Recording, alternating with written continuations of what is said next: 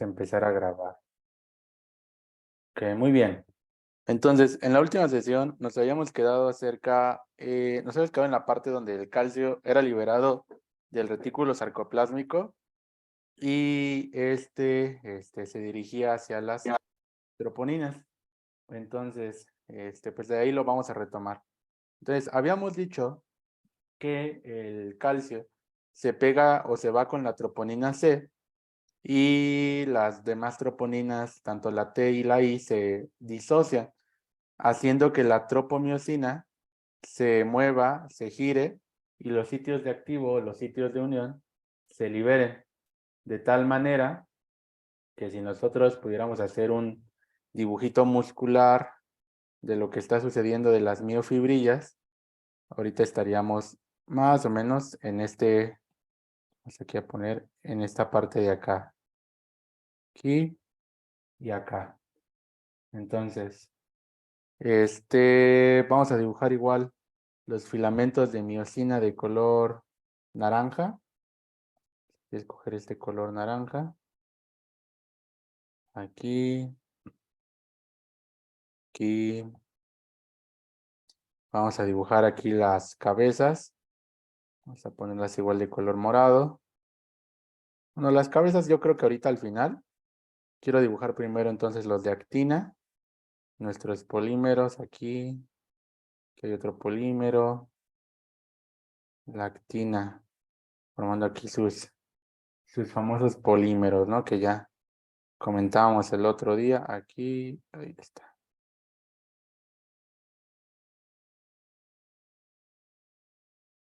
Me salió un cuadrado. Bueno, ya no están tan perfectos, pero aquí está. Esa sería nuestra actina. Y de color verde, vamos a dibujar a la tropomiosina. Entonces, ahorita nos habíamos quedado en la última parte donde la tropomiosina se va a rotar, se mueve y va a empezar a dejar libre los sitios de unión o los sitios activos pues de la actina.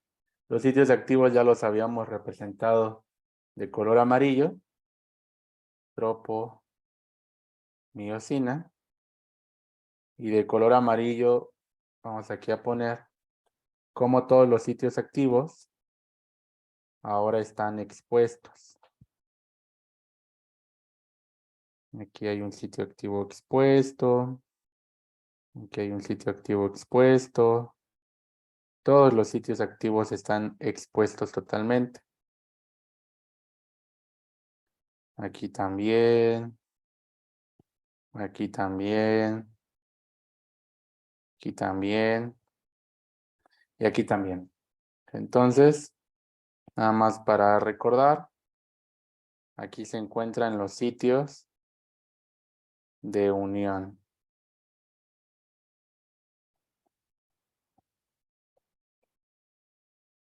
Bueno, una vez dicho esto, ahora sí vamos a dibujar al brazo y a la cabeza de miosina. Entonces, recordemos que ellos se localizan en una posición importante, así, donde el brazo en la posición de reposo se encuentra en esta parte de acá. Están separados. Voy a acercarme un poquito más. Ahí está. Ahí está nuestra cabezota ahora sí. Entonces, observen cómo nuestra cabeza va a empezar a escindir el ATP. ¿Se acuerdan que habíamos dicho en la clase pasada que la cabeza de miosina tiene la función de ser una ATPasa? Entonces vamos aquí a ilustrar cómo se va a escindir el ATP que se encuentra en nuestro citoplasma y se va a romper en el ADP más el fósforo inorgánico. Entonces aquí se está hidrolizando el ATP. La energía que genera la hidrólisis del ATP, esta energía va a generar que nuestra cabeza de miosina junto con el brazo empiecen a moverse hacia adelante. ¿Se acuerdan que les había dicho en ese momento que tanto la unión de los filamentos de miosina y la unión del brazo con la cabeza tienen la característica de poder moverse como pequeñas ranuras, de poder flexionarse, de poder generar un movimiento como si se tratara de hacer flexión y extensión? Entonces, al hidrolizarse el ATP, eso es lo que sucede. La cabeza de miosina empieza a avanzar hacia adelante. Entonces, esto hace que al momento de que avance, la cabeza se una con el sitio activo de la miosina. Entonces, una vez que se pega, pues ya tenemos a nuestra cabeza unida. Voy a dibujarlo un poquito más grande. Nuestra cabeza unida hacia su sitio activo. ¿De acuerdo? Sin embargo, la contracción muscular no es un proceso que ocurre una vez, porque la cabeza de miosina, a pesar de que ya hidrolizó el ATP una vez, lo va a seguir haciendo más veces, de tal manera que una vez que se une la cabeza con el sitio activo, pues de nuevo va a hidrolizar mi ATP y lo va a convertir en ADP más fósforo inorgánico. ¿De acuerdo? De hecho, voy a poner la flecha un poquito más delgada. Aquí vamos a sacar nuestra flecha. Ahí está. Vamos a poner aquí que estamos obteniendo ADP más fósforo inorgánico. Esta hidrólisis nuevamente hará que la cabeza de miosina junto con su brazo se muevan hacia adelante.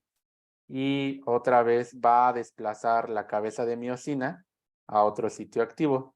De hecho, podríamos poner igual una flechita aquí arriba de cómo la cabeza de miosina se desplaza hacia otro sitio activo de unión. Y entonces ahora la cabeza de miosina está unida más adelante. Voy a dibujarla un poquito mejor. Ahí. Y aquí estaría el brazo. Aquí está. Entonces, este es un ciclo que va a continuar durante todo o toda la composición de la contracción, todo el proceso de la contracción muscular. Entonces, las cabezas van a ir avanzando hacia adelante, poco a poco uniéndose la cabeza de miosina con los sitios activos de la actina. ¿De acuerdo? Entonces, eso es lo que sucede en un proceso fisiológico normal en todos nosotros. Entonces, eso de alguna manera es importante que ustedes lo recuerden porque pues así es como funciona, ¿no? Ya hablábamos de las bandas H, A, I que van a estar interviniendo para la cortación o en su caso hay una banda que habíamos dicho que no se acorta. Entonces, eso es lo que va a estar sucediendo. Ahora, sin embargo, la contracción muscular no es un proceso permanente que dura infinitamente. Hay un punto donde la contracción muscular, que es la relajación, empieza a escindir o empieza a iniciar.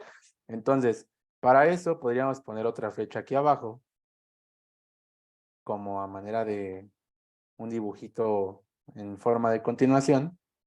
Aquí podríamos señalar nuestra flecha.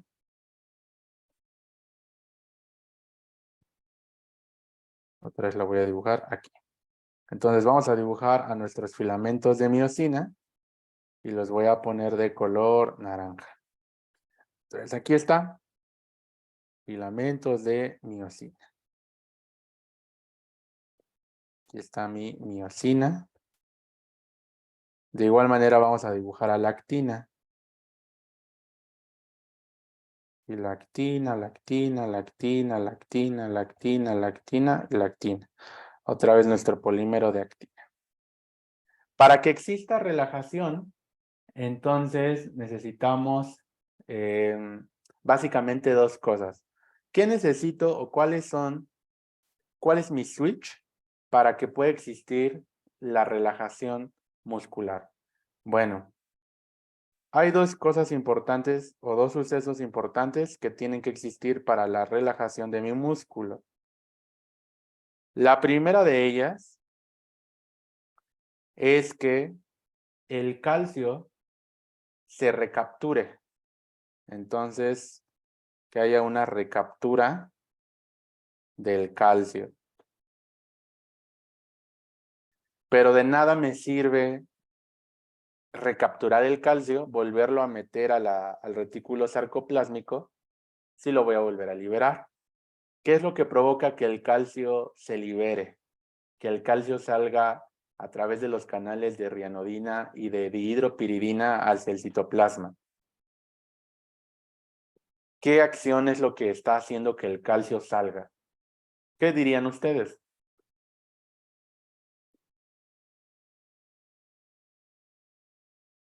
¿Qué opinan ustedes? Que pues todo empezó porque capturamos acetilcolina y de ahí pasó una despolarización. Entonces, pues por ahí va, ¿no? Sí, por ahí va, excelente. Entonces, todo empezó desde que iniciamos un potencial de acción, ¿no? Desde ahí. Entonces, como dijo Andrea, aquí lo importante es señalar o mencionar que tampoco existan potenciales de acción, que no se genere voltaje, porque si se genera voltaje desde pues acá arriba o desde por acá, pues voy a seguir liberando el calcio. O sea, yo lo puedo recapturar, pero si sigo generando potenciales de acción, voy a seguir liberándolo. Entonces, como dijo Andrea, es correcto. Yo necesito no generar potenciales de acción, no generar voltaje, potenciales de acción o en su caso, voltaje. Una vez que yo ya no genero potenciales de acción, pues yo ya estoy ayudando a que ya no se libere calcio. Y el calcio que está libre en el citoplasma lo voy a recapturar. Entonces, de esa manera yo disminuyo el calcio citoplasmático. De esas dos formas. Entonces, muy importante es lo que yo les menciono. Conclusión, ahorita vamos a ver de este lado, en esta parte superior, que en el retículo sarcoplásmico, en esta parte de acá, nosotros tenemos un tipo de transporte activo primario muy importante para la recaptura de calcio. Si recuerdan cómo se llama esa bomba de recaptura del calcio, se llama cerca, ¿no? Aquí está la famosa, aquí la dibujé, aquí está la famosa cerca, que ya habíamos comentado que es una bomba calcio ATPasa. Entonces, eh, habíamos dicho que cerca significa retículo endoplásmico, sarcoplásmico de calcio, algo así, ¿no? Pero el acrónimo es de cerca. Esta bomba, que es un tipo de transporte activo primario, lo que va a hacer es que el calcio que anda libre lo va a volver a introducir al retículo sarcoplásmico. Entonces el calcio lo secuestra, se lo lleva otra vez de regreso hacia el retículo sarcoplásmico, hacia nuestras cisternas de calcio. Entonces podríamos decir que cerca es como una patrulla. ¿Se acuerdan que habíamos dicho que Calcio era un criminal muy buscado, ¿no? Se escapó de la cárcel. Entonces ya después la policía va, lo busca y entonces hay una recaptura. Lo recapturan, ¿no? Lo agarran en Matamoros, ¿no? Y entonces lo vuelven a meter a la cárcel, que es cerca. Entonces de esta manera el calcio vuelve de nuevo al retículo sarcoplásmico y se genera su recaptura. Por otro lado, ¿qué sucede cuando el calcio vuelve al retículo sarcoplásmico? Bueno, suceden varias cosas. Como el calcio vuelve al retículo sarcoplásmico, este se va a separar de la troponina C. Le dice, ya me voy, ¿no? Ahí nos vemos. Entonces se separa de la troponina C. Entonces, nuestro calcio va ahí. Le dice, bueno, pues ahí te ves. Ahí nos vemos en otra vida, ¿no? Chido. Entonces, hay una separación en este punto y la troponina C, aquí lo dibujo, la troponina C se queda sola. Entonces se quedó solita. Ahí la voy a poner. Ya no está unida al calcio, ¿no? Se pone triste de nuevo, ¿no? Porque ya otra vez la volvieron a usar, ¿no? La utilizaron. Entonces, como está muy triste, pues otra vez van a llegar sus dos amigas, ¿no? Llegan sus dos mejores amigas. Por un lado vuelve la, aquí lo vamos a poner, vuelve la troponina T de la tropomiosina y vuelve la troponina I que se une a la actina. Se vuelven a unir las tres para estar en conjunto con la troponina C y apoyarle en este momento muy difícil, muy triste para ella. Entonces, pues por eso es muy importante tener amigos, ¿no? Para que cuando te rompan el corazón, pues estén contigo. Es la moraleja que nos enseña las troponinas. Entonces, como ya están unidas de nuevo, entonces regresan al lugar de donde vinieron. Ustedes se acuerdan que las troponinas unidas, las 3 troponinas unidas, pues están unidas a la actina, y no lo dibujé aquí, pero también a la tropomiosina. Entonces, voy a poner de color amarillo otra vez los sitios activos o de unión. Aquí, aquí, aquí, aquí, aquí. Muchos sitios activos, ¿no? En esta parte de acá, acá, aquí, aquí, aquí y acá, ¿no? Ahí están nuestros sitios de unión. Entonces, en este caso, voy a poner aquí a la tropomiosina, cómo va a estar bloqueando nuestros sitios de unión. Miren, ahí ya está bloqueando nuestros sitios de unión. Pero ¿por qué volvió a bloquear nuestros sitios de unión? ¿Qué pasó ahí o por qué está generándose esto? Ah, bueno, se está bloqueando porque otra vez las troponinas se unieron. Aquí estaría la troponina T, la troponina I unida a la actina y la troponina C aquí arriba. Ahí estarían las 3 troponinas, la C, aquí estaría la troponina I y aquí estaría la troponina T. Y así sabemos que hay muchas, ¿no? Igual aquí de este lado podríamos volver a dibujar la troponina T, luego por acá la troponina I y luego por acá otra vez la troponina C. ¿De acuerdo? Entonces, al unir yo de nuevo a las 3 troponinas, lo que estoy generando es que las troponinas vuelvan a unirse a la actina y a la tropomiosina, ¿no? La tropomiosina pues es la de color verde. Y otra vez esto genera que los sitios de activo de unión se bloqueen. Y de esta manera, las cabezas de miosina ya no se puedan pegar de nuevo a los sitios de unión. Y entonces ya no hay contracción muscular. Entonces, eso es lo que sucede. Y aquí están las cabezas de miosina muy tristes porque ya no se pueden pegar a los sitios de unión de la actina, porque está bloqueado por la tropomiosina. Entonces, gracias a esto se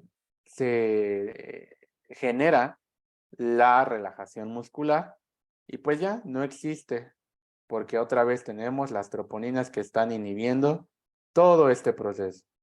Entonces, eso es muy importante. Bueno, eso es la contracción muscular en una persona normal. En una persona no normal, sino en una persona sana, ¿de acuerdo?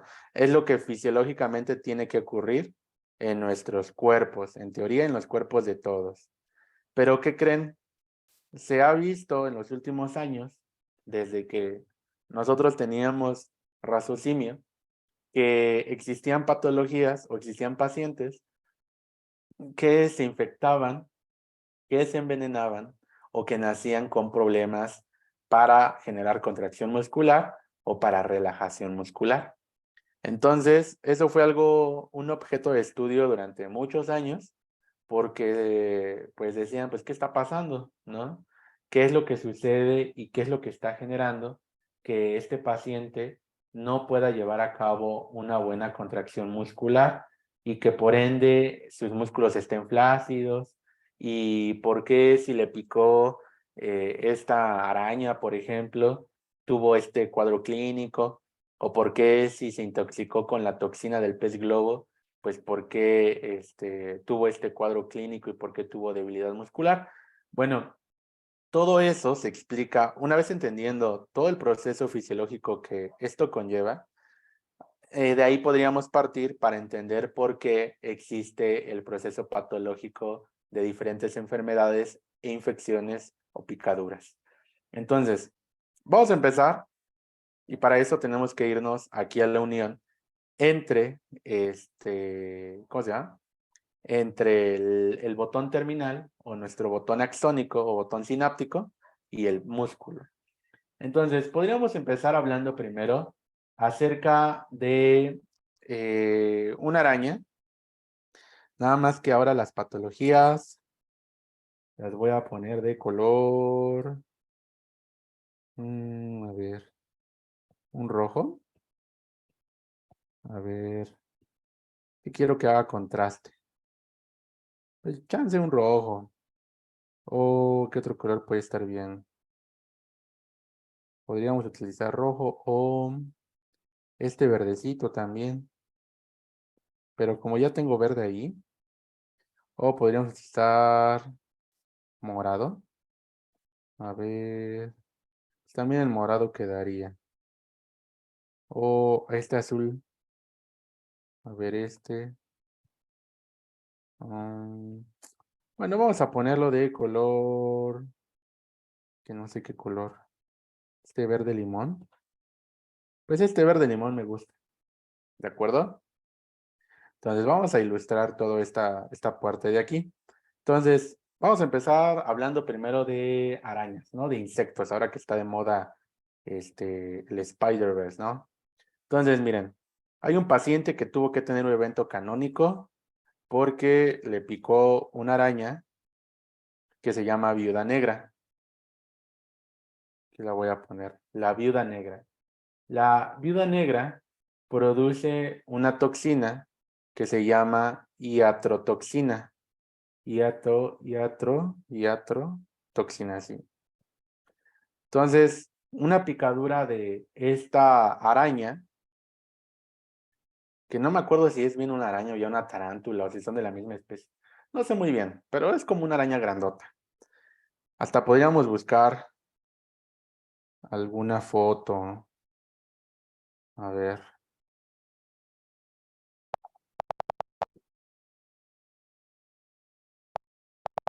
Pero estoy seguro que más de una persona aquí la ha visto. Viuda negra. Ujú, sí, pertenece a las arañas. Ah, miren, sí. O sea, se parece como la que picó a Spider-Man, ¿no? Entonces, según yo, se parece. Bueno, como sea. Vamos aquí. Viuda negra, entonces. Cuando hay un piquete de esta araña, se produce un tipo de parálisis que se conoce como parálisis espástica. Y entonces, pues el paciente la va a pasar muy mal. El cuadro clínico que se puede encontrar aquí, voy a señalar, voy a poner aquí que pueden generar calambres y puede generar contracción muy fuerte a nivel de los músculos abdominales. ¿Por qué? Porque lo que va a generar es un abdomen en tabla. Abdomen en tabla. El abdomen en tabla se genera porque los músculos que están en el abdomen, que son los rectos abdominales, el oblicuo externo, el interno, el transverso del abdomen, se mantienen contraídos mucho tiempo. Y entonces la contracción dura más y entonces esto genera que cuando tú vas a palpar el abdomen se siente muy duro y de ahí el nombre de abdomen en tabla. Y otra de las características que es cuando a los pacientes sí les va muy mal y que ya es causa de muerte pues casi instantánea, es la parálisis del diafragma. Como recordarán, el diafragma es inervado motor y sensitivamente por el nervio frénico, que es un nervio mixto, ¿no? Que se origina de los segmentos medulares de C3, de C4, de C5. Entonces, la contracción del diafragma se prolonga o se mantiene y esto genera una parálisis diafragmática Y como ustedes saben, el diafragma pues es un músculo inspiratorio, el principal músculo para la inspiración. Entonces, si no funciona el diafragma, si está paralizado, no hay inspiración y pues por lo tanto hay una insuficiencia respiratoria y al final pues hay una muerte a causa de una disminución de la demanda de oxígeno. Entonces, eso es lo que sucede en la picadura por la viuda negra. Ahora, ustedes me preguntarán, no, bueno, doctor, ¿cuál es el mecanismo de acción de esta iatrotoxina? Bueno, lo que hace la viuda negra es generar, aquí no lo puedo hacer, pero lo que hace la viuda negra o la toxina es generar perforaciones. Se empieza a perforar la membrana, empieza a generar pequeñas microperforaciones a lo largo de toda la membrana de nuestro axón o del botón terminal. Entonces, estas perforaciones que genera la toxina, lo que hace es que se introduzca o se meta más calcio. Entonces, estoy metiendo mucho calcio.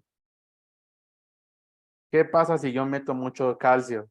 Voy a superactivar al complejo sinaptotacmina y después al complejo SNARE.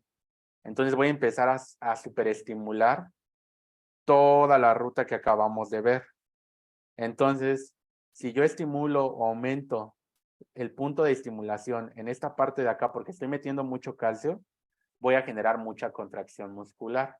Porque voy a aumentar la activación del complejo sinaptotacmina, voy a aumentar la activación del complejo SNARE, voy a secretar mucho más acetilcolina, voy a activar más receptores nicotínicos tipo 1, voy a activar más canales de sodio dependientes de acetilcolina, voy a activar más canales de sodio dependiente de voltaje, voy a generar más voltaje, voy a liberar más calcio, y si hay más calcio aquí afuera, voy a generar más contracción muscular. ¿Entienden por qué?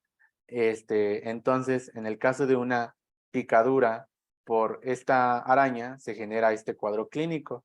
Si se dan cuenta, solamente es entender la fisiología. Ya que saben bien cómo es la fisiología molecular, ustedes ya solamente tienen que aplicarlo a lo patológico. Entonces, aquí es obvio de que si yo perforo la membrana y le creo poros, pues va a entrar más calcio. Y entonces, superestimulo todas las demás vías. ¿Sí entendieron esto? El de la viuda negra.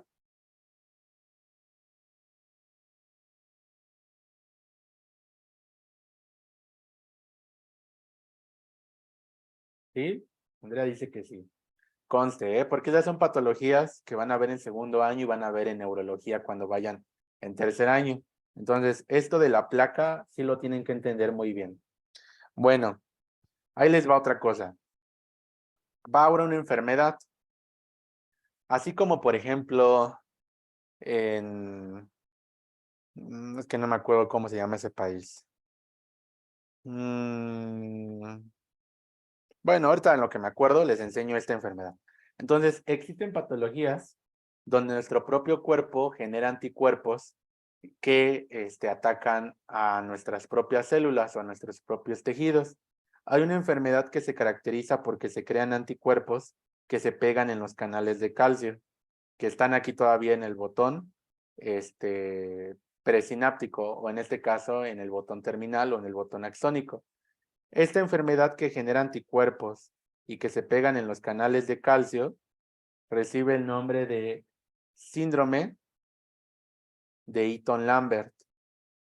Eaton, déjenlo pongo un poquito más grande, que lo voy a poner.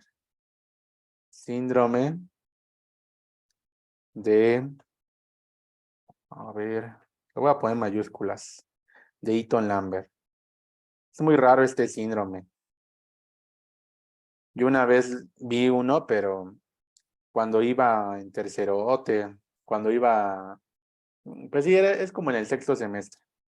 Entonces, fue la única vez que lo vi y fue también cuando roté en neurología. Entonces, pues sí, son muy raros, pero bueno, en esta patología lo que sucede es que se generan anticuerpos que se pegan contra los canales de calcio activados por voltaje. Entonces, los canales de calcio no sirven, ¿de acuerdo? Entonces, no va a entrar calcio. a nuestro botón terminal, porque como los anticuerpos están bloqueando, pues ya se bloquea el canal de calcio dependiente de voltaje.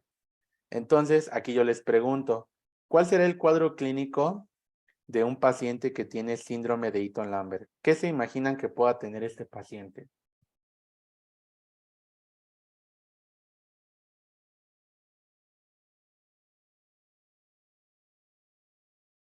¿Qué imaginan?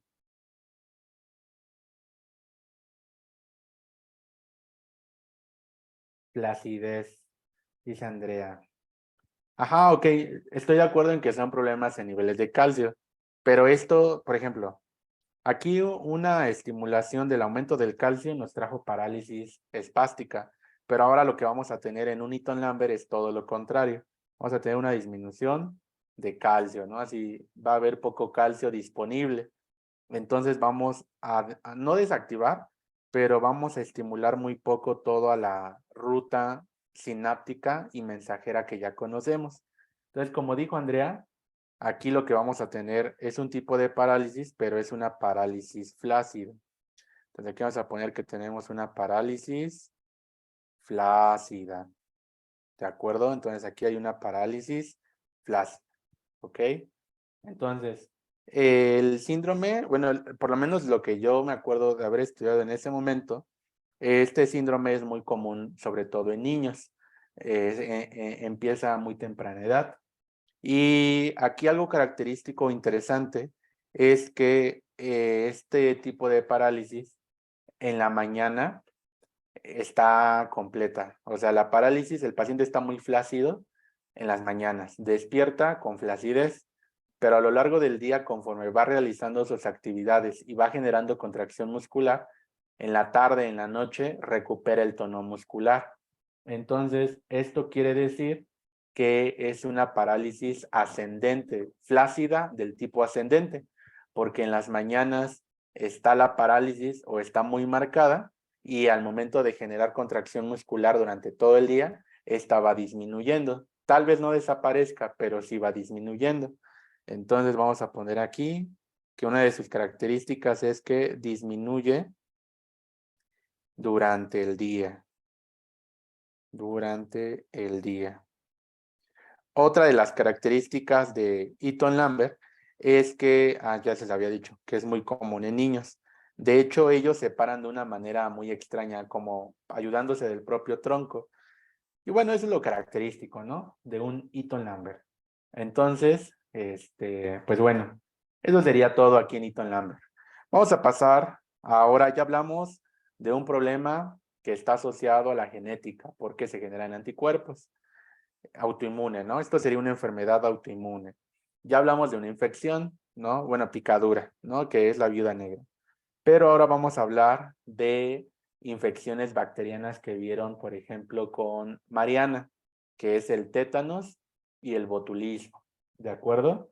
Entonces, vamos a empezar primero con el botulismo. Entonces, ¿cómo se llama la bacteria que produce botulismo? ¿Se acuerdan? ¿Es un qué?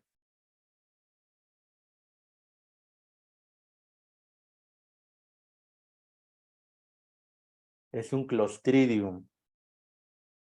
Entonces es Clostridium botulinum. Botulinum. Algo así. Bueno, esta bacteria que es un clostridio va a producir una toxina, que en este caso sería un tipo de exotoxina. ¿Cuál es la endotoxina más común de las bacterias? ¿Se acuerdan?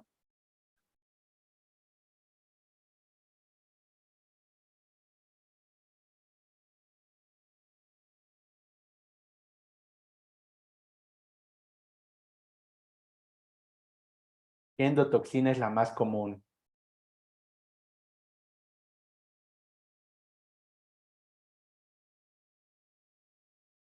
El ejemplo clásico, ¿no? Mm, ¿El Botox? No, no. O sea, de las bacterias, o sea, es una pregunta así como de generalidades, como cuál es la endotoxina principal de las bacterias. Una endotoxina. La proteína M, ujú, sí, ok, pero la más común, no sé si les hablaron de los LPS, de los lipopolisacáridos. Esa es como la más común. Bueno, vamos a regresar a botulismo, ¿no? Que es donde estábamos. Entonces, fíjense muy bien. Lo que hace la toxina botulínica es bloquear el complejo SNARE. No deja que se forme. La unión entre la lazo V sinaptobrevina y la lazo T sinaptotagmina no se forma. Entonces no se forma como tal el complejo SNARE. Entonces, si no hay complejo SNARE, ¿qué pasa? ¿Qué tipo de parálisis creen que exista o se genere en una infección por botulismo?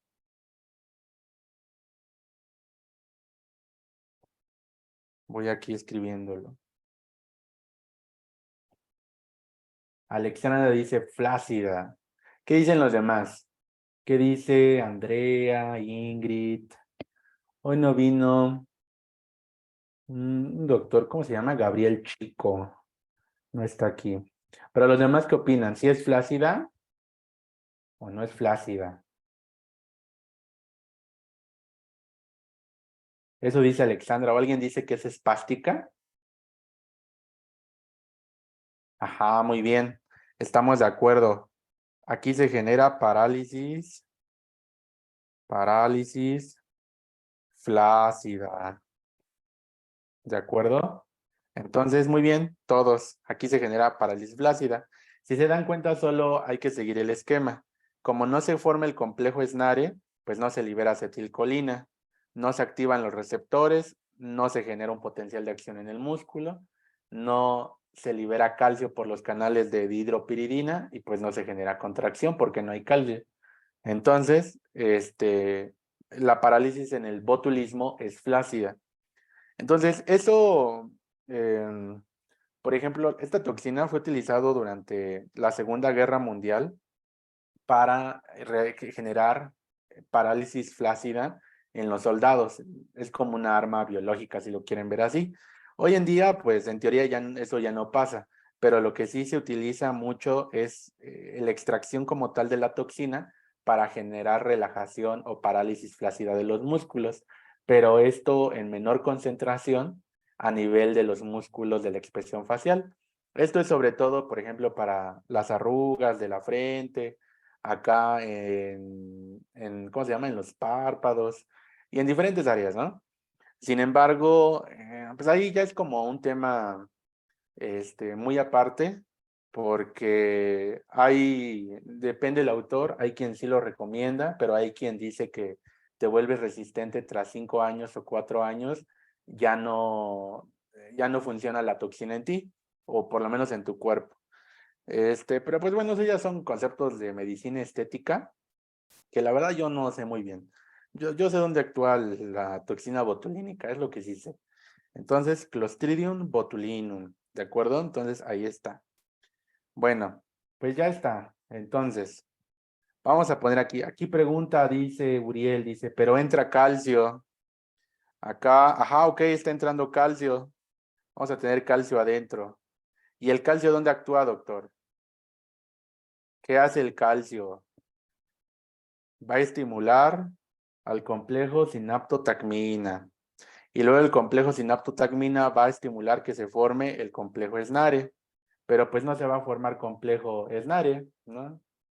Porque la toxina lo que va a hacer es el bloqueo de la unión de estos dos. Habrá calcio, ¿no? Habrá mucho calcio. Pero si no se conforma el complejo SNARE, pues no se va a poder liberar la vesícula de acetilcolina al espacio o a la hendidura. Entonces, no sirve de nada que haya calcio. ¿De acuerdo? Molecularmente, la verdad, no sé muy bien cómo lo bloquee. Ahí sí, les recomiendo que vean ¿dónde lo vi yo? No me acuerdo ya de los libros de Bacter, pero me acuerdo, voy a ver, creo que por ahí tengo, si no tengo por ahí un artículo, siempre tengo artículos para todo, pero la verdad sí no me acuerdo muy bien cómo lo bloquea, si es por receptor o de acoplamiento. Eso sí, ya no me acuerdo, ¿no? Entonces, pues ya se bloqueó, ¿no? Pobre complejo, está bloqueado y ya no se libera acetilcolina. Bueno, entonces dice, entonces solo debemos activar el complejo nada más. Sí, ¿no? Se tiene que activar nada más este. Bueno, a través de este y a través de este y a través del calcio. Todo es como una cadenita. Si no, no funciona el otro. Entonces, si se bloquea un paso, pues se bloquea todo lo demás. Entonces, ese es en el caso de la toxina botulínica, ¿no? Ahora ustedes me van a decir, más bien vamos a hablar de otra toxina o de otra bacteria que es contraria a nuestro complejo, a la toxina botulínica, perdón, que es el tétanos. ¿Qué bacteria produce tétanos? ¿Se acuerdan? ¿Cómo se llama esa bacteria? También es un Clostridium. Clostridium tetani. Y Clostridium tetani produce la toxina tetánica. ¿Qué vas a poner? Toxina tetánica. Entonces, si yo les pregunto, ¿dónde actúa la toxina tetánica? ¿Qué creen? También actúa en el mismo sitio que la toxina botulínica. También inhibe la formación del complejo SNARE. ¿De acuerdo? Pero aquí viene una pregunta interesante. ¿Se acuerdan qué tipo de parálisis produce el tétanos?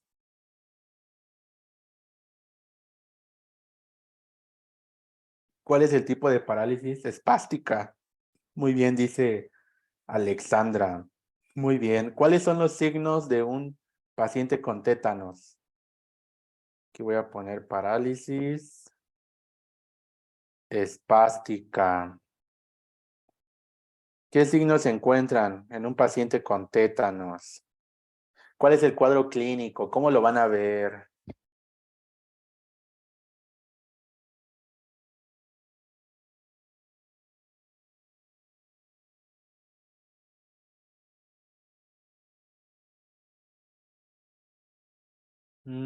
Ajá, lo que dice Yair es su antecedente.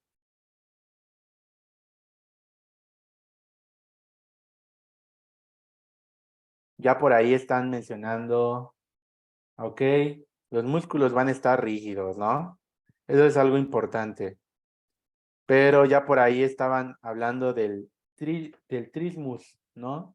¿Quién fue? Ingrid, ¿no? El trismus. El trismus es lo que más abajo nos comenta Ingrid, ¿no? Ah, pues es Ingrid las dos, ¿no? El trismus, o también conocida como risa sardónica.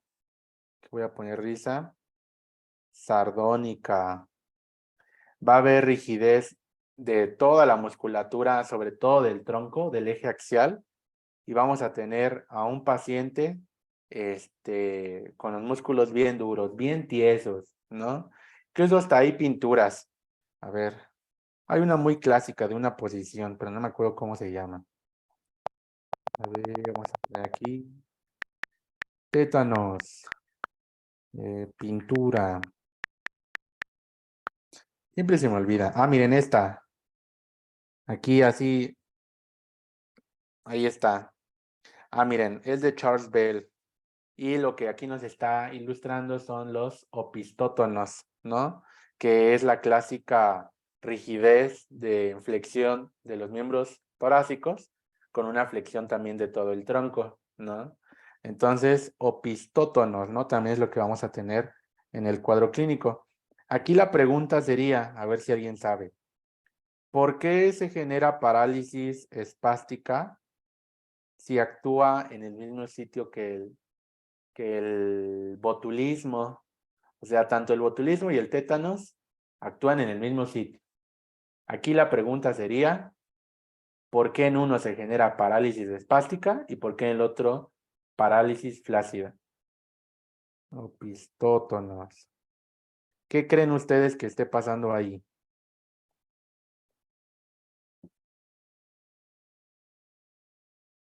¿Qué opinan?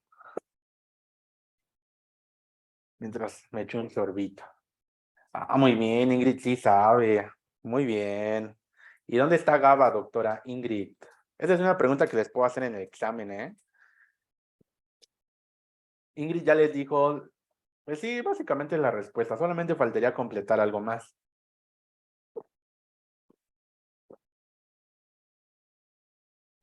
Sí bloquea la ¿cómo se llama? Sí bloquea la secreción de GABA, ¿no? Ingrid tiene más o menos la respuesta, ¿no? Tiene la mitad de la respuesta. Pero, doctora, aquí hay acetilcolina, aquí no hay GABA. Mire, yo aquí dibujé acetilcolina. ¿No? Ahí hay acetilcolina. Entonces, ¿qué está pasando? ¿Quién le ayuda a Ingrid? ¿Quién le echa la mano?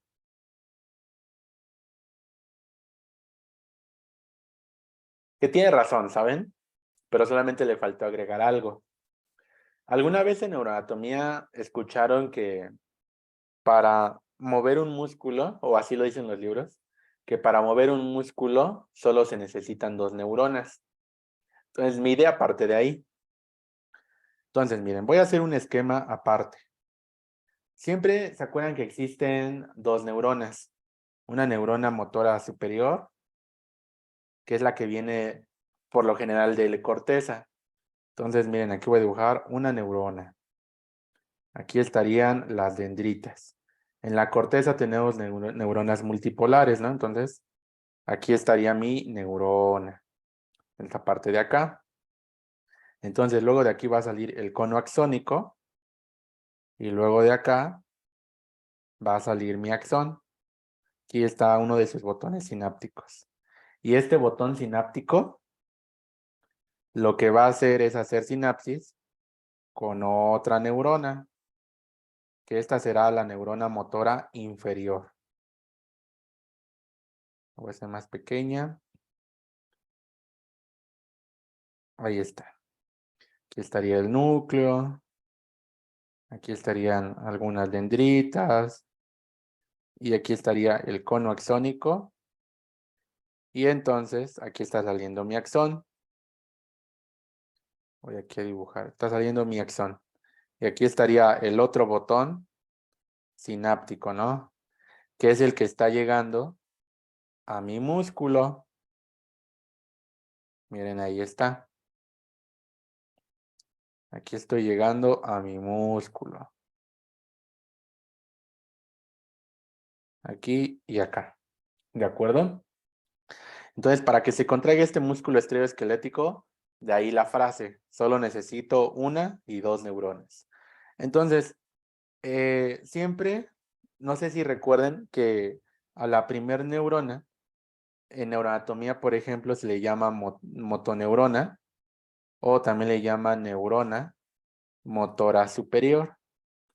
Y la de aquí abajo es la neurona motora inferior. ¿De acuerdo?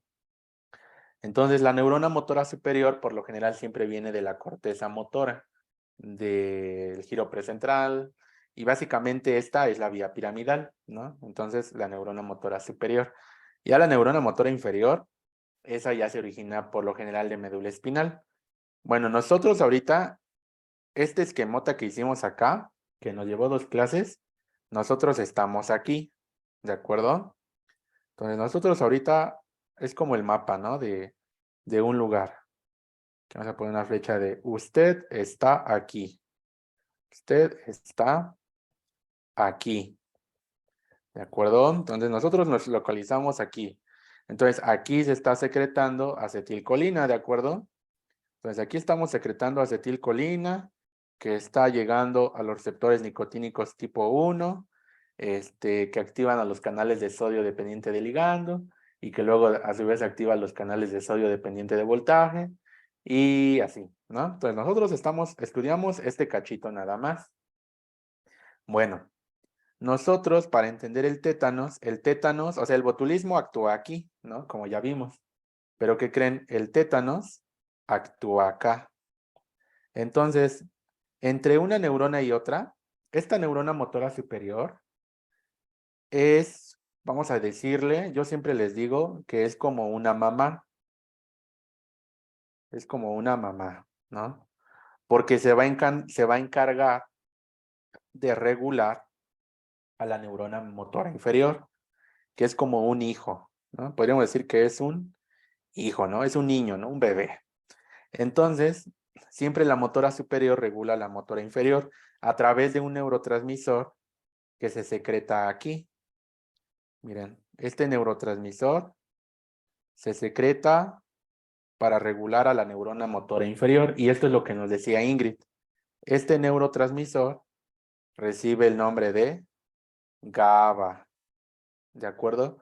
Ya veremos los receptores de GABA cuando lleguemos al tema de sinapsis, pero ahorita aquí se está secretando GABA. Esto sí lo tienen que saber desde el año pasado. ¿Qué tipo de neurotransmisor es GABA? ¿Excitatorio o inhibitorio o mixto?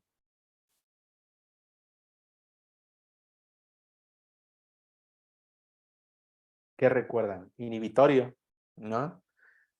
Se llama que es inhibitorio porque GABA lo que hace es activar unos canales o abre unos canales que lo que hacen es meter cloro adentro de mi citoplasma, cloro. Estoy metiendo cloro. Entonces, cuando GABA actúa sobre esta neurona, yo estoy metiendo cloro, ¿no? Estoy metiendo cloro. Aquí, ¿no? Más cloro, etcétera. Entonces, cuando GABA actúa, se mete cloro al espacio intracelular, al citoplasma. Entonces, el cloro tiene carga negativa. Por lo tanto, el interior de mi membrana se va a hacer ¿qué? Más que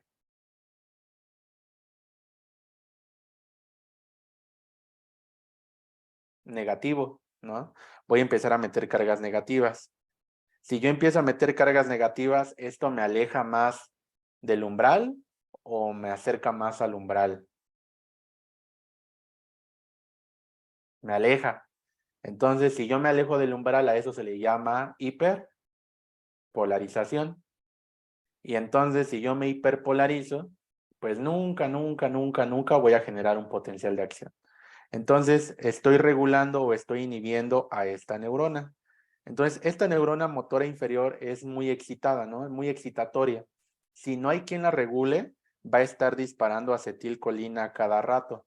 Entonces, por eso GABA tiene que regular a la neurona. Bueno, la neurona motora superior tiene que regular a la neurona motora inferior a través de este neurotransmisor que se llama GABA. Total que lo que sucede en el tétanos, volviendo al tétanos, ¿no? Es que el tétanos bloquea la formación del complejo SNARE a nivel de la neurona presináptica, toxina tetánica. Entonces, lo que hace el tétanos es bloquear la liberación de las vesículas de GABA, no de acetilcolina. Entonces, acetilcolina es aquí abajo, ¿no? Donde actúa la toxina botulínica. Y aquí arriba actúa la toxina tetánica. Entonces, la toxina tetánica bloquea la formación del complejo SNARE y por lo tanto no se libera GABA y por lo tanto no se inhibe a la neurona motora inferior y por lo tanto no se mete cloro y por lo tanto no se hiperpolariza. Entonces, al contrario, se va a empezar se va a empezar a despolarizar con mayor facilidad, lo que va a generar más voltaje o más impulso eléctrico, que a su vez va a activar más canales de calcio dependientes de voltaje, lo que al final hará que saque más acetilcolina. Y cuando se bloquea aquí arriba, pues esta neurona toma el control. Entonces va a estar sacando acetilcolina, acetilcolina, acetilcolina, porque va a estar excitada. Y entonces toda la acetilcolina se va a liberar a cada rato.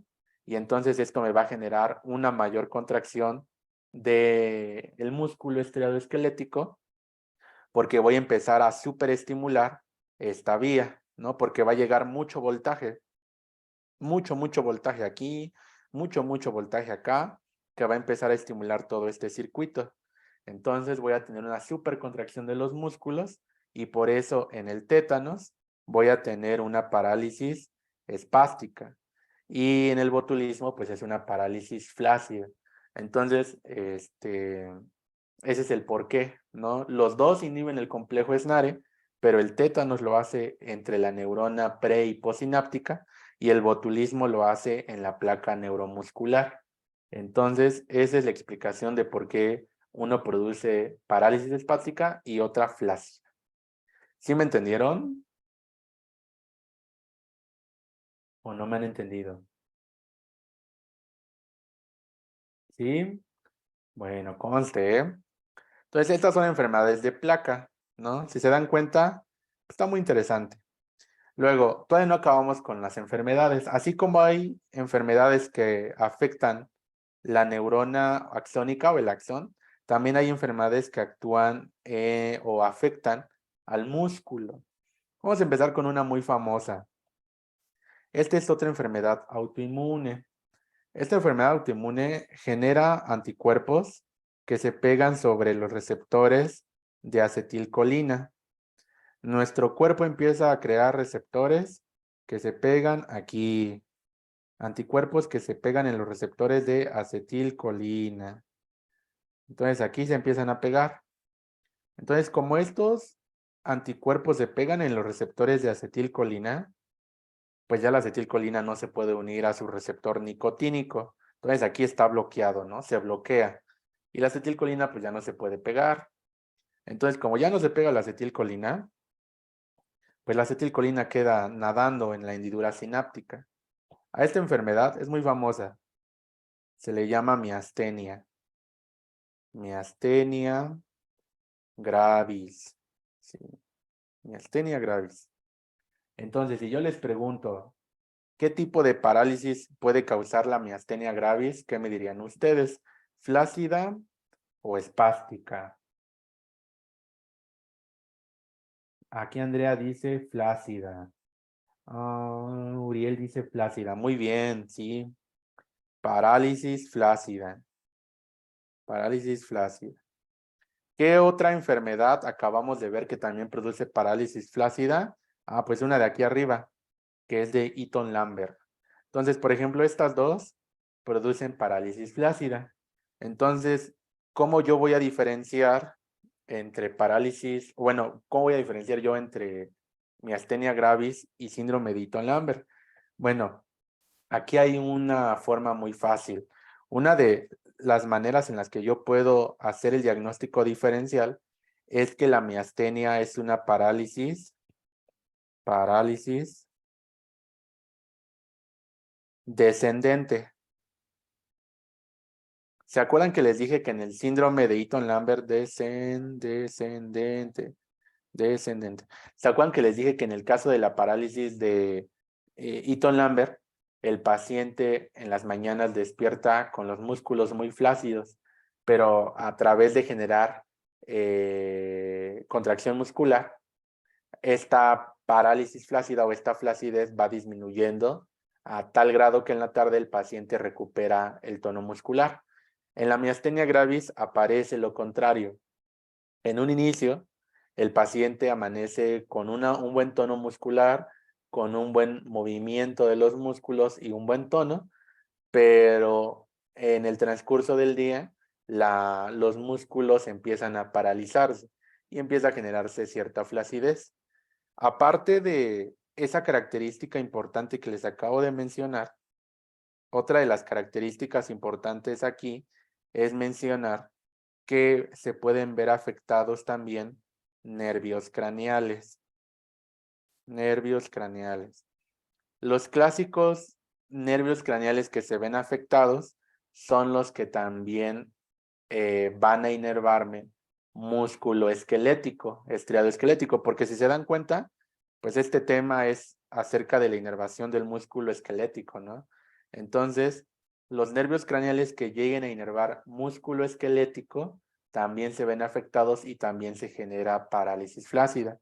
¿Cuáles son esos nervios craneales? Pues los que van a mover los ojitos. Entonces, entre ellos vamos a tener el 3, que es el clásico o el más común.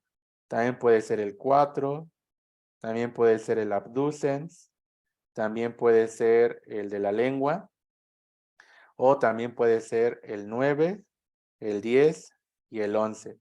Porque estos pacientes en los estadios más avanzados o si tienen muy mala suerte, también se les puede paralizar el paladar o la faringe y entonces ya no pueden deglutir, entonces no pueden comer.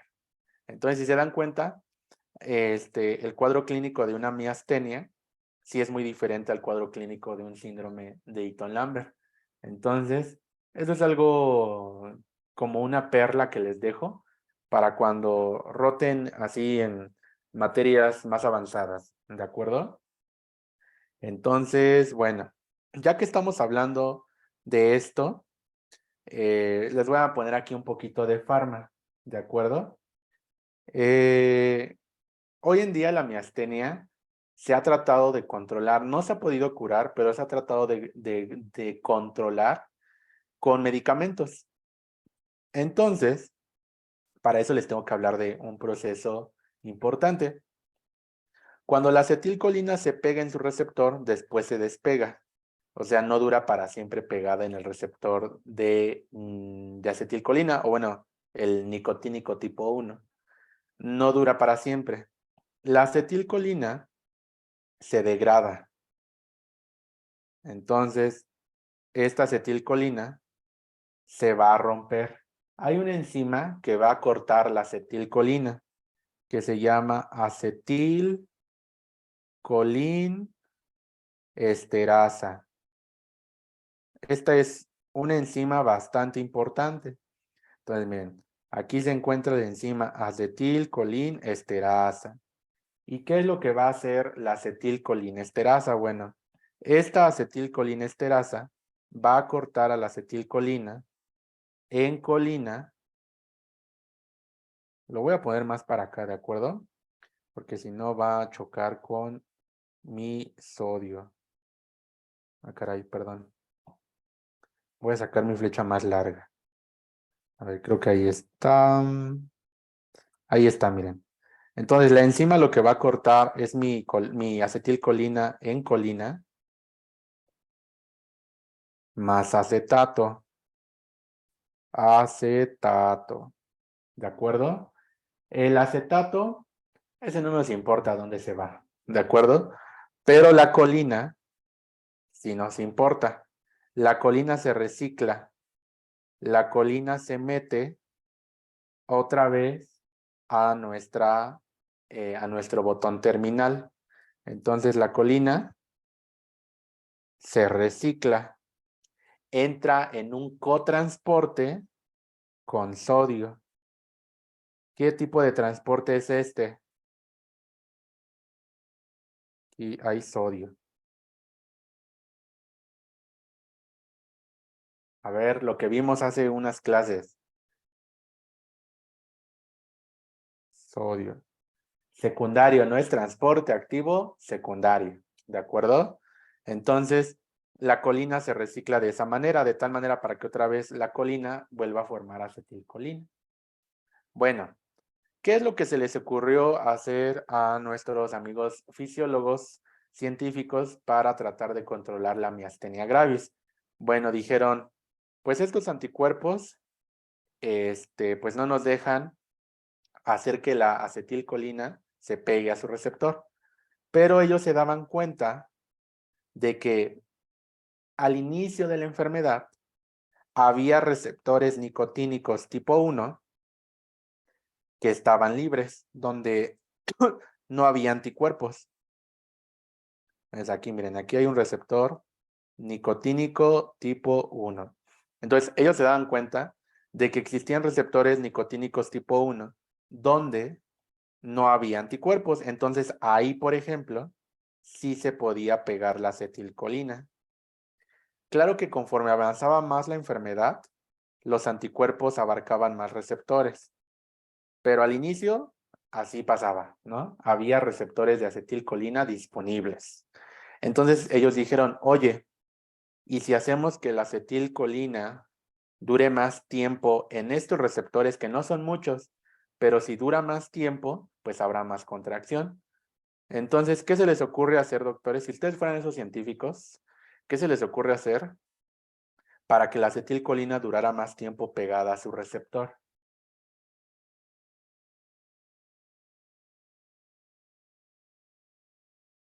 ¿Qué hubieran hecho ustedes?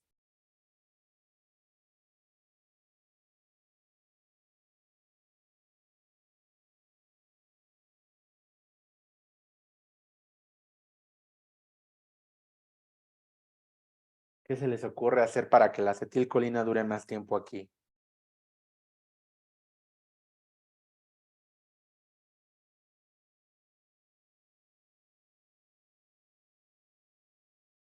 Pegadita aquí. ¿Qué se les ocurre? No pasa nada si se equivocan.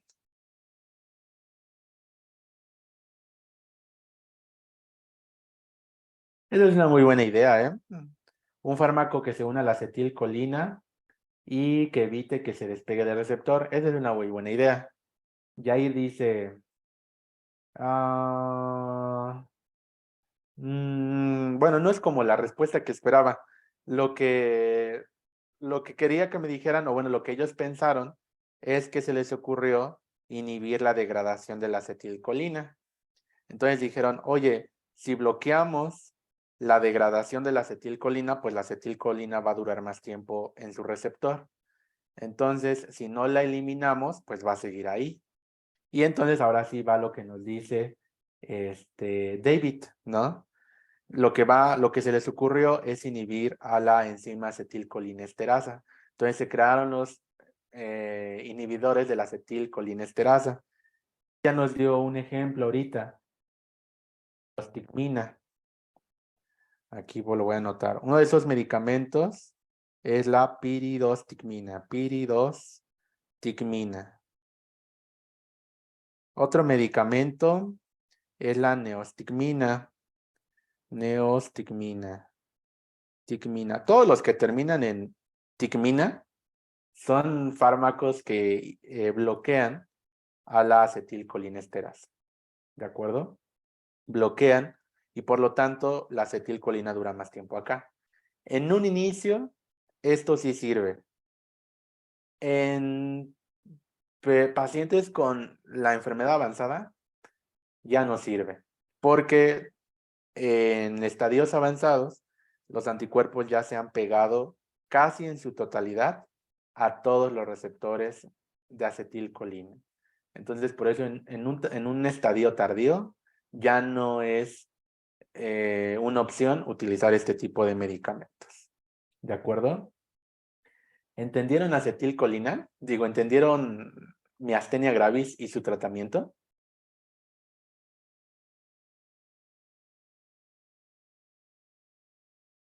¿O no?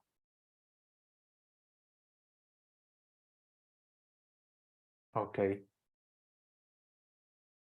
No, ya no. Ya no hay.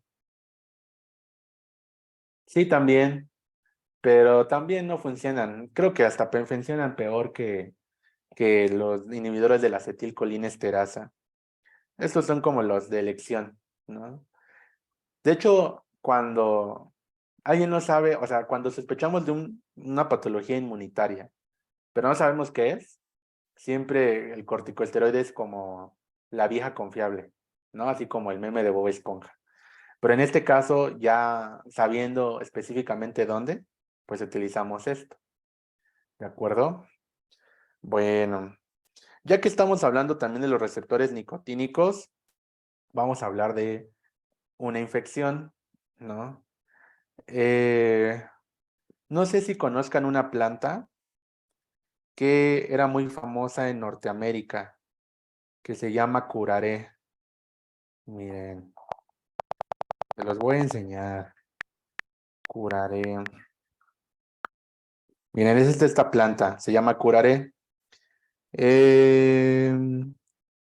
No me acuerdo cómo se llama una tribu, pero antes las tribus, hasta la fecha creo que todavía, utilizan esta planta para bañar de veneno las puntas de su flecha. Y entonces, pues utilizan las flechas para cazar o para alguien al que es una persona que pone en peligro a la tribu, pues lanzársela. Entonces, bueno, el curaré Lo voy a poner de rosa. ¿De acuerdo? Aquí vamos a poner curaré. Entonces, miren, fíjense muy bien. Lo que hace el curaré es ser un agonista competitivo de la acetilcolina. Entonces, ¿qué quiere decir esto? Que desplaza la acetilcolina y el curaré se pega. Tiene una mayor afinidad y le cae mejor al receptor nicotínico tipo 1. Entonces, pues bueno, de esta manera no se pega la acetilcolina y se bloquea el receptor de acetilcolina, lo que al final también genera un cuadro clínico de parálisis flácida. Entonces, eso es en el caso de nuestro curaré, ¿ok? Digo, ahorita ya no es tan sonado que haya muchas plantas de curaré, pero todavía en algunos pueblos, en tribus más que nada, pues sí, estoy seguro que todavía se sigue utilizando. ¿De acuerdo? Entonces, bueno. Y bueno, aquí también, por ejemplo, hablando todavía de miastenia, les digo que todo esto se relaciona. Este tema me gusta un montón porque pues todo está conectado, es muy integrador. Hablamos de infecciones, intoxicaciones, etcétera. Ahí les va otra intoxicación. Esta es muy común en las personas que se dedican a la agricultura. Existe una intoxicación por pesticidas. Lo que hacen los pesticidas, lo voy a seguir poniendo de rosa. Pesticidas. Lo que hacen los pesticidas, doctores, borro esto tantito. Voy a poner pesticidas. Lo que hacen los pesticidas es bloquear a la acetilcolinesterasa. Hagan de cuenta que es como si fuera la neostigmina o la piridostigmina. Entonces los pesticidas bloquean a la acetilcolinesterasa. Entonces, ¿qué creen que pase en este tipo de pacientes? Si yo les pregunto, ¿qué cuadro clínico esperarían de un paciente que se intoxicó con pesticidas?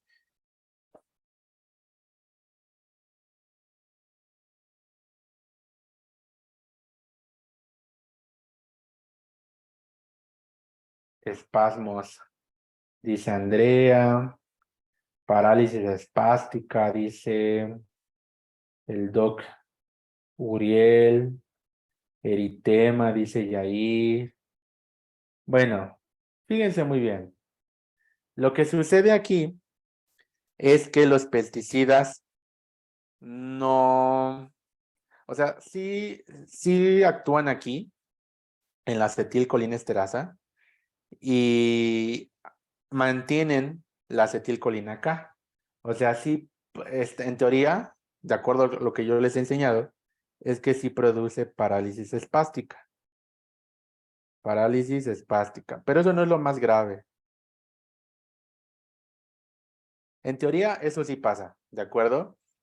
Pero hoy se sabe que los pesticidas actúan en otros receptores también de acetilcolina. ¿Se acuerdan cuántos tipos de receptores de acetilcolina existen?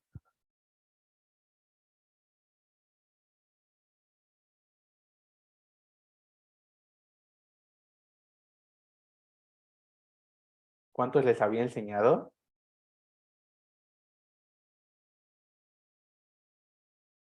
Dos, ¿no? Uno de ellos son los nicotínicos y otro de ellos también son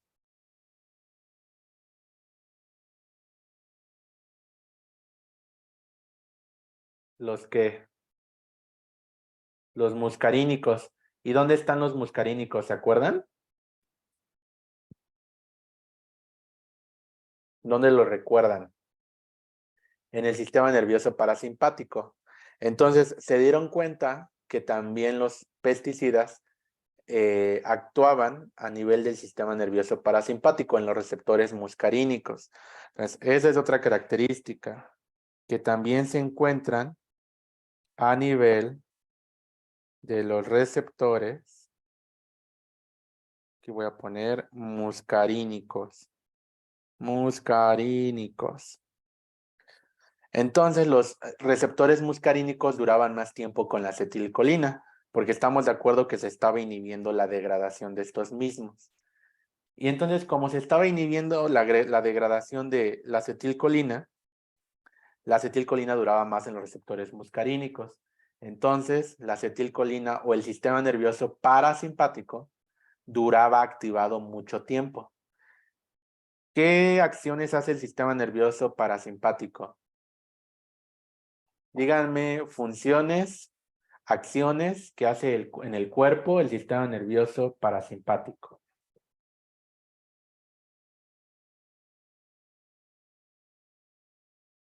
Porque ese será el cuadro clínico con el que van a llegar a ver al paciente, ¿no?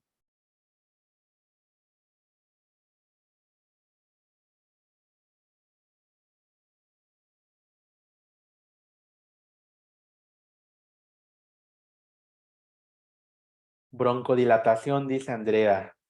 Sí, doctora, broncodilatación. Más bien lo contrario, ¿no? Broncoconstricción, broncoconstricción. El que hace broncodilatación es el sistema nervioso simpático por los receptores beta-adrenérgicos, que son del sistema nervioso simpático, como lo veremos. Por eso a un paciente que tiene una crisis asmática se le da un beta-agonista, como el salbutamol, ¿no? Entonces, el paciente con infección de los pesticidas va a tener broncoconstricción, entonces no va a poder respirar bien, ¿no? Te va a llegar con cianosis. Otra característica es la miosis. Acuérdense que la midriasis, que es la dilatación pupilar, es por el sistema nervioso simpático y la miosis es por el parasimpático. Entonces, en este caso, mi paciente va a tener miosis, ¿de acuerdo? Otra de las cosas que puede tener mi paciente es que, como dijo hace rato, ¿quién?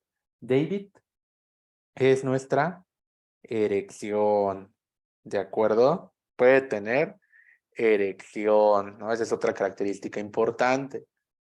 Aquí Andrea dice vasoconstricción T alta. No, ahí sería lo contrario. Tendríamos una disminución de la TA por la relajación que vamos a tener del músculo, porque en el músculo del endotelio hay receptores. Es que realmente la TA es regulada por el sistema nervioso simpático. Pero bueno, aquí aplicando en teoría podríamos tener la tensión baja, ¿no? De acuerdo a nuestra lógica. Una de las cosas que también puede tener el paciente es un aumento de la peristalsis, ¿no? Un aumento de la peristalsis. Entonces, este paciente se le van a escuchar gruñendo las tripas, ¿no? Que dice, no latino, no te preocupes, el chiste es que participen, aquí no pasa nada. Además, si se equivocan, pues sirve que ya en el examen ya no se equivocan, ¿no? Entonces, no pasa nada. Entonces, peristalsis. Entonces, esa es la característica de un paciente que va a estar infectado con pesticidas. A estos síntomas, si llega un paciente que está intoxicado con pesticidas, a esto se le conoce como síndrome colinérgico. Entonces, aquí voy a poner que a esto se le llama síndrome colinérgico, colinérgico. Entonces, ahí está. Esa es otra característica, el síndrome colinérgico. ¿De acuerdo? Y bueno, eso es lo que sucede con los pesticidas. Ya para terminar, porque creo que ya les di varias cosas. Ay, miren qué padre, qué bonito. Ya para terminar, ah, me falta hablar de otra toxina. Nada más que esta toxina. Vamos a dibujarla acá arriba, miren. De color rojo pasión. Hay unos canales.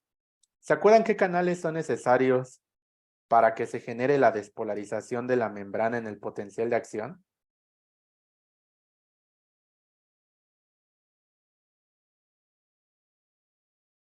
A ver, sí, Ingrid, dime.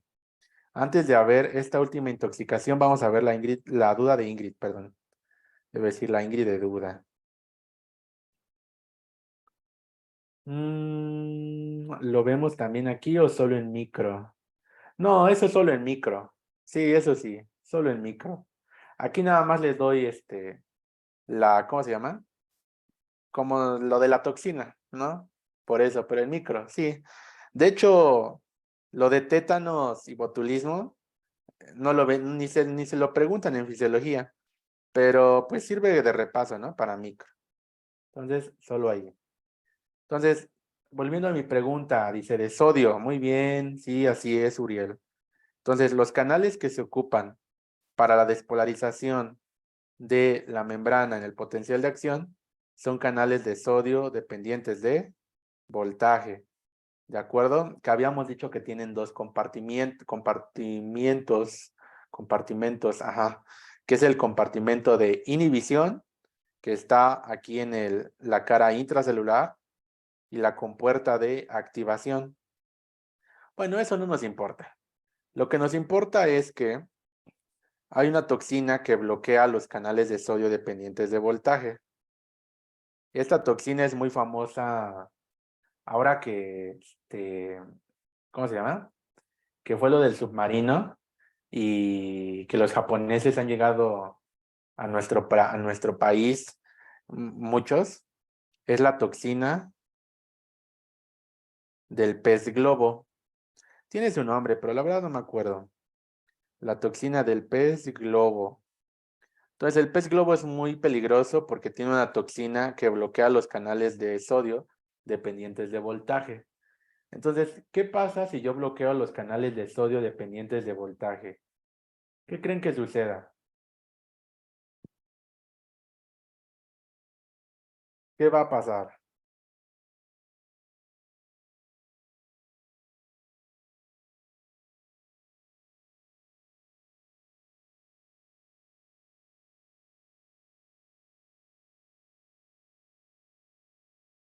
No existe un potencial de acción. Y si no existe un potencial de acción, ¿qué pasa?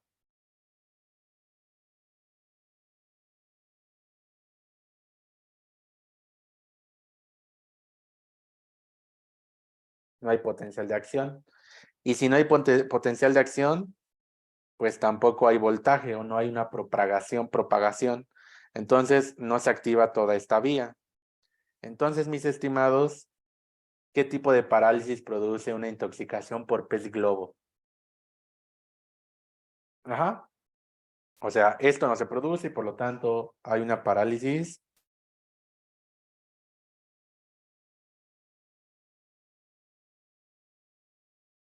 flácida, ¿ok? Entonces tenemos una parálisis flácida. Entonces, si se dan cuenta, solo tienen que recordar en dónde actúa cada toxina, infección, anticuerpo, medicamento, ¿no? Y con eso ustedes van a saber cuál es el proceso, ¿ok? Y de hecho, todavía esto lo podríamos complicar más, ¿eh? Podríamos dibujar un potencial de acción aquí al lado y preguntarles, bueno, aquí, por ejemplo, ¿qué fase del potencial de acción se ve alterada? Entonces, ¿cómo se vería en la gráfica, no? Pero pues bueno, eso ya es muy avanzado. Tampoco quiero confundirlos, quiero que entiendan bien esto, porque esto tiene mucha aplicación. Esto les va a servir mucho ahora que estén en segundo, van a ver mucha farma de esto. No sé si en este bloque, no sé si en segundo bloque, ni en tercer bloque, no sé en dónde lleven autónomo, no sé en dónde lleven los inhibidores de acetilcolinesterasa, no sé dónde los lleven, pero de que los van a ver, los van a ver. ¿De acuerdo? Entonces, bueno, con eso acabaríamos esta parte de placa neuromuscular. ¿Tiene alguna duda? ¿Tiene algún comentario? ¿Entendieron el tema?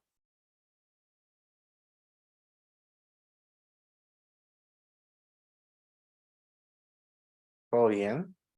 ¿Sí? ¿Ya son expertos? Bueno, está bien. Bueno, pues ya la siguiente clase vamos a terminar con músculo y vamos a iniciar este sistema nervioso. Vamos a iniciar ahí con sinapsis, que es el primer tema a estudiar, que también está sencillo. Bueno, está bien. Entonces, mañana no los a partir de mañana no los voy a ver, los veo hasta el lunes. Entonces tienen como, pues un fin libre de mí. El doctor Jesús sí lo van a ver, pero a mí no. Entonces les aviso de una vez para que estén al pendiente. Entonces nos veríamos el día lunes, ¿de acuerdo? Entonces, si no tienen alguna otra duda, pues creo que sería todo. Vamos a dejarle hasta aquí. Espero que hayan aprendido placa neuromuscular. Ahí nos vemos el lunes. Adiós. Ahí nos vemos, Doc.